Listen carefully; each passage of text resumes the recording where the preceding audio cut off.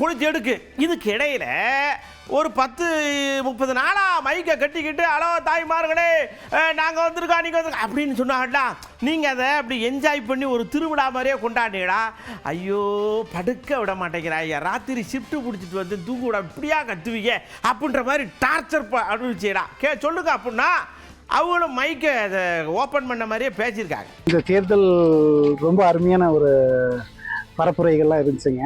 ஒவ்வொரு கட்சிக்காரங்களும் ஜனங்களுக்கு ஆஃபருக்கு மேலே ஆஃபர், நிறைய ஆஃபர்லாம் வெளியிட்டாங்க. ஒருத்தர் டீ ஆத்துறாரு, வடை சுடுறாரு, ஒருத்தர் குதிரை மேலே வராரு, ஒருத்தர் வந்து மைக்கு வச்சுட்டு பேசிட்டு வித்தியாசமாக பேசிட்டு வராங்க.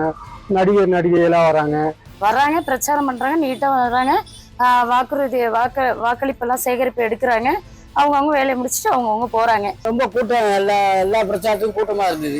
அவங்களோட கருத்தை முன் வச்சு நம்மள்ட்ட வாக்கு கேட்டு அமைதியான முறையில தான் இருந்ததா எனக்கு தெரியுது. எல்லாமே நல்லா தான் பண்ணிட்டு இருந்தாங்க, எந்த பிரச்சனையும் இல்லை. எல்லா கட்சியிலையும் எப்போதும் எப்படி கேட்குறாங்களோ ஓட அது மாதிரி தான் கேட்டாங்க.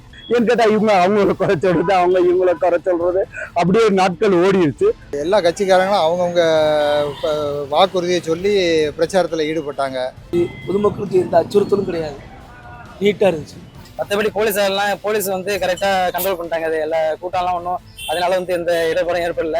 தேர்தல் பரப்புரை என்பது ஒரு சிறப்பான பரப்புரையாக இல்லை.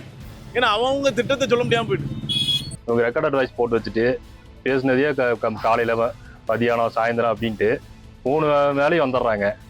அது ரெக்கார்டட் வாய்ஸ் கேட்டு கேட்டு தலைவலியே வந்துருச்சுங்க. ரேடியோ சத்தம், மக்கள் கடல் அலை மாதிரி வர்றது, இந்த மாதிரி எல்லாம் வந்து ரொம்ப சிரமமாக தான் இருக்குது. இன்னும் வெளிநாட்டில் இருக்கிற மாதிரி யாருக்கும் எந்த தொந்தரவும் இல்லாமல் பிரச்சாரம் நடந்தால் எல்லாருக்கும் நல்லா இருக்கும். நமக்கு ஒருத்தரும் ஓட்டு கேட்க விடாத எல்லா கட்சியிலும் வந்தாங்க. ரேடியோ அது ஒரு சத்தமா ஒரு மாதிரி இருந்துச்சு. இது ஒரு மாதிரி பாட்டு நான் போட்டு ரொம்ப காதுக்கு திடீர்னு ஸ்கூலில் படிக்கும் போதே சத்தம் போட்டுட்டு ரொம்ப டிஸ்டர்பாக இருந்துச்சு. 5 வருஷத்துக்கு ஒரு டைம் ஏற்றுக்க வேண்டிய விஷயம் தான் இது. இப்போ நம்ம வீட்டில் குழந்தைங்க இருக்கிறாங்க, வந்துட்டு சண்டை போடுறாங்க, சச்சரவு பண்ணுறாங்க, அடிச்சுக்கிறாங்க, பிடிச்சிக்கிறாங்க, நம்ம வீசி முடியும். மிக சிறப்பான முறையில் பரப்புரை முடிஞ்சது.